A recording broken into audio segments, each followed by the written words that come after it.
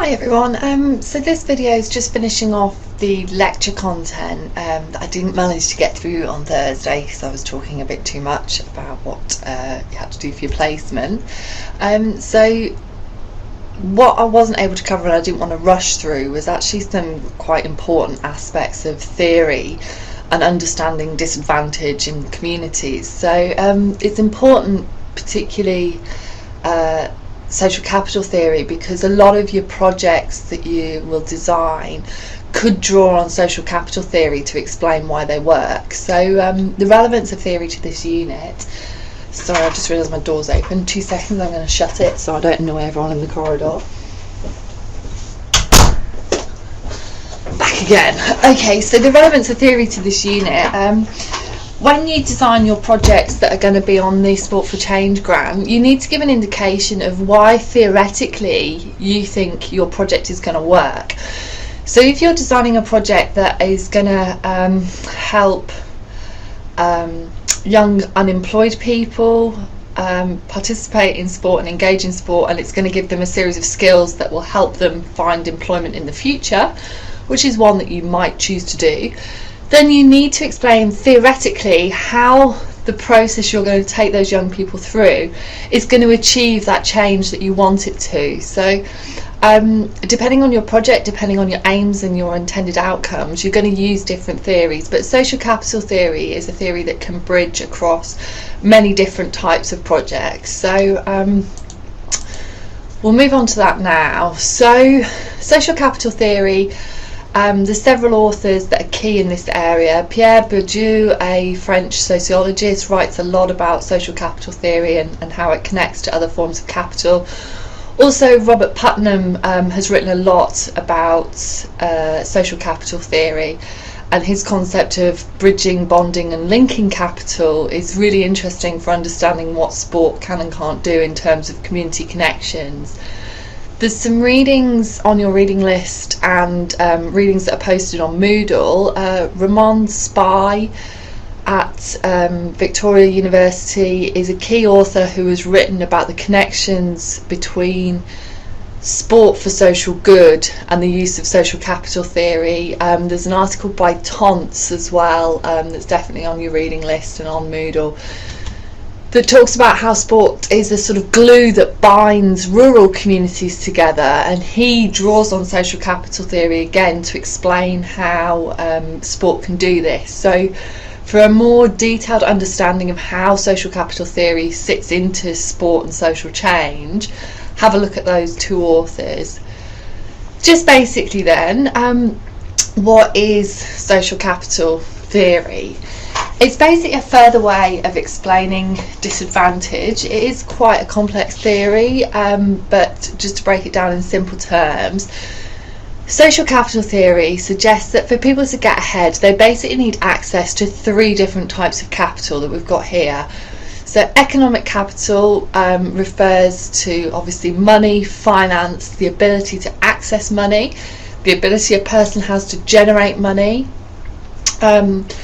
and to access sort of financial means to live. So if you don't have economic capital, you're going to be disadvantaged, is what social capital theory argues. So obviously a key way many of the groups that we sort of discussed in the lecture are marginalised is through their lack of economic capital. Disabled people are marginalised through the fact they can't often work, they have very low benefits, so they have very limited money to spend, and that's going to disadvantage them in different ways in society. Same for Indigenous communities. One of the key issues there is relating to poverty. So we've got economic capital, but what the likes of Bourdieu and Putnam both argue is that it's not just about what access to economic wealth you have that makes you disadvantaged. They also argue that there's a concept called cultural capital which will affect your ability to gain an advantage in society. So cultural capital relates to things like your background and education. So have you come from a sort of wealthy family? Have you had access to good education? And have you been able to access cultural goods and cultural tools that sort of allow you to get ahead. So if you've been able to access a good education, you're less likely to be marginalised. So for you as students at the moment, potentially your economic capital might not be very good, but you've really kind of developed your cultural capital a lot, which will hopefully lead to economic capital development as you graduate and move on into employment. So those that do the best in society are usually more highly educated. These two concepts then underpin what we call social capital, and social capital is basically social networks. It's about links and connections that individuals have with people who are similar to them and people who are different to them. And Bourdieu and Putnam argue that it's these sort of social networks that are also equally important in whether individuals are advantaged or disadvantaged. So if you've got good social capital, you've got strong networks to people that are similar to you, so you feel a part of a community, you feel good about yourself, you feel valued within that. And also if you've got good connections to people who are different from you but also are able to help you get ahead and get advantaged, then you're going to have a greater chance of sort of being included and being able to engage within society effectively. So social capital is about having relationships that are beneficial and helpful to you as individuals. So things like the Old Boys Network are a really good example of social capital in action, where men are connected to one another through previous experiences, and when in need they can help one another out to develop and move forward. Seen a lot in the career development of males, particularly in managerial positions. So what social capital theory argues is that having good connections with lots of different individuals will give you a support network that can help you overcome difficulties, and it can help you make progress in your life. You won't progress in your life, you won't remain static. It will help you move on and get ahead.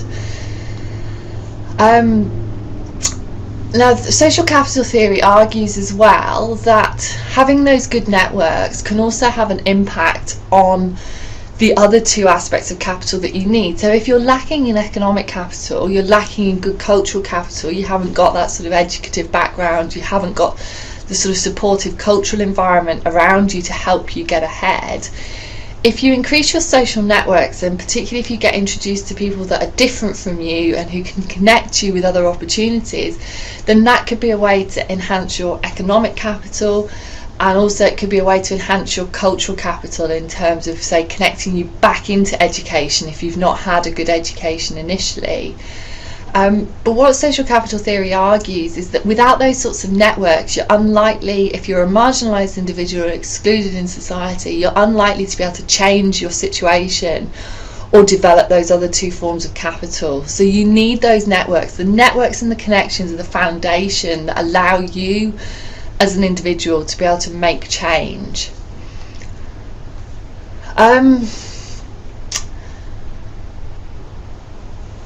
The issue, I guess, with social capital and social networks, and where the theory is critiqued sometimes, is you can have very marginalised people that actually have very good social networks, but when you start to disentangle it, the social networks they have is actually with people who are similar to themselves, and Robert Putnam calls this bonding capital, where you create bonds with people that have a lot of commonality with you. So if we look at, say, homeless population, often individuals within it have incredibly good social networks with others within the homeless community. They're very well connected and have a good sort of support structure from others that are homeless. But if you look at how social capital might actually help them move out of that situation of disadvantage, having good bonds with people similar to themselves is actually not that helpful, because it doesn't help them gain access to either the economic or the cultural capital that we're talking about here. And in fact, those sorts of networks can actually be detrimental to the individual, because there might be sort of social norms within that community and within living within those networks that are negative towards that sort of progression. So things like the heavy drinking culture within the homeless communities, if that's all your networks are and all your friends around you are engaging in a drinking and drug culture, then it's actually very hard for you to break out of that if you're part of that network and wanting to be part of that support structure. So the key thing to understand, and what you'll definitely gain if you do a little bit more reading on this from either Ramon's work or from I think it's Michael Tont's that article, is that social capital can be good and bad. And so if you're going to use it to underpin your project, you have to indicate how you're going to create positive networks, positive connections, to create positive social capital that can actually make change. So we had sort of Putnam's work is really useful for defining this, because he breaks down the type of social capital. So bonding social capital is with individuals similar to yourselves. Bridging social capital is looking to connect individuals who are different to each other, so possibly people from different ethnic backgrounds, different types of communities. And then linking social capital, the third form of capital, is actually that type of social capital where people are connected to people that can help them move on. So where you might be an unemployed young person and you get an introduction to someone who works in a large company and who is a manager in that company, who can potentially be a gatekeeper to actually gaining you a job in that company. So that connection there would be defined as linking social capital. To just sort of give an example of differentiating between those, Ramon's work looks a lot at the experiences of Somalian refugees and how sport can be a tool for integrating Somalian refugees into Australian society. And he uses social capital theory to explain the limitations and the benefits of sport in this situation. And his conclusion was, from his research, that sport was very effective at creating bonding social capital amongst Somalian refugees, but not very useful at creating bridging and linking social capital. So it helped young people from refugee backgrounds come together with people who were similar to themselves, and often also from the Somalian community in his case. So that gave them a load of networks, a load of friendships, a load of ties, a load of people to share experiences with on their move into Australian society, which was really, really valuable and helped them to sort of settle into their new community and feel less isolated and feel like they didn't have friends. So it was fantastic for creating that bonding social capital, and that bonding social capital was also very useful to them. But Ramon argues in his work that that's where sport sort of stopped. It didn't offer these young Somalians the opportunity to develop bridging social capital, so to connect to communities different to their own. And in particular, they tended to play sport in what we call ethno-specific groups. So they didn't integrate into existing Australian sports clubs or meet other Australian citizens via sport. They just tended to stay in their groups. So in that situation, the potential for sport to be an integrative tool is limited, because that bridging social capital was not fostered, it was not encouraged through the sports structure. Similarly, because they were all just playing in their own groups and their own teams, there was no opportunity to gain linking social capital from their sports experiences. So they didn't get to connect to those people who could maybe help them integrate further into society, help them get jobs, help them get ahead, and actually give them those access to that economic capital or the cultural capital. So I say Ramon Spy's work, that's SPAAIJ, is really, really useful for understanding this theory and its application to sport. But it depends on your project, definitely, but a lot of the projects that I see and what people speculate they're going to do, it's very, very easy to use social capital theory to underpin this. So please have a look through and have a read. Okay, so that's social capital theory. Just want to finish off now talking about community development and what community development is and why we're using it to underpin this concept of how we're going to use sport to make change in communities. So, as the quote says there from Susan Kenny, she's on your reading list and great for the sort of foundational understanding of community development. So community development is basically about helping marginalised people help themselves and come out of exclusion. So rather than this sort of top-down approach that's kind of about, giving money or giving resources and sort of expecting that can make change, instead actually looking at ways to equip communities to make sustainable ongoing change and be responsible for changing their own situation. So the example I usually use to illustrate the sort of difference in the different approaches is if we look at things like aid giving in Africa. So you can, if you've got a community suffering from famine, you can give them a bag of grain that allows them to feed their family for a week, or you can actually provide them with the resources and the tools and the skills to actually farm their own produce, overcome the issues of famine and work through that to hopefully have a sustainable food supply in the longer term.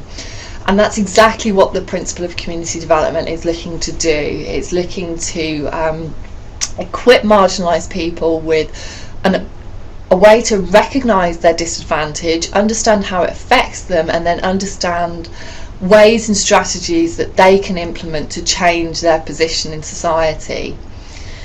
So all of your projects hopefully should be coming from this sort of bottom-up approach, this community development approach, which looks to the sort of wider good rather than kind of treating marginalised people as victims and you coming in and saving them, really. So it's looking about how are you going to make change or support change that's going to be sustainable and maintained within the wider community once your project comes out. So the key theoretical foundations of community development are listed there. So key concept is empowerment. Disadvantaged people tend to feel powerless, they tend to feel unable to make change. So through your project you're looking to shift those notions of powerless to actually shift them towards people that feel that they can make change, they can make a difference to their own lives, and they have the resources and the ability to do so. So if you're running a sport project for unemployed young men or unemployed anyone, they may feel that they don't have the skills and resources to be able to get a job. They might feel powerless to do that. So part of your project might be about engaging in sports activities and developing key leadership skills through the sports activities. It might be about running educational sessions alongside the sports activities that provide them with key foundations like CV writing, writing covering letters, job interview skills. And in doing that, you'd hopefully move them from a position of feeling powerless about having the skills to get a job to actually empowering them to feel like, yes, I do have some skills and some knowledge now that will be useful to help me enter the job market. Second principle is change from below, and again that's like what we've just talked about, the idea that the community themselves takes responsibility for change. And to do this effectively, the community needs to determine what change they want to make rather than an external person coming in and actually suggesting that. And this is very difficult to implement in realistic terms in your own grant application because you're having to design it without any consultation with the community. But what I'll be looking for is that there's some sort of sensitivity to the fact that you want the community to engage in this project and you need them to buy into it. So how will you do that? Participation obviously is key. So similar to empowerment, you want communities and individuals to be active in making change happen. So things like if a community is illustrated that things like the appearance of the community is problematic, there's graffiti everywhere, there's litter everywhere, the council could sweep in and like clean that up, but is that actually going to change the attitudes of people within that community who were responsible for the way it's treated in the first place? If you can get the community to buy into actually cleaning up that community, it's likely that they'll take more responsibility in the longer term for maintaining it and wanting to maintain it, because they're part of the solution. They're the problem and part of the solution. So you want that participation. Sustainability, and this is a major part of your grant application, considering how you make the changes that come from your community development project last. So this has got to be a key consideration for any of the projects that you're developing. Once your project's finished and you've had all these wonderful impacts, will they continue if your project is no longer running? Does your project need to run? And if it does need to keep running to have those impacts, who's going to run it when you've come out and the funding's gone?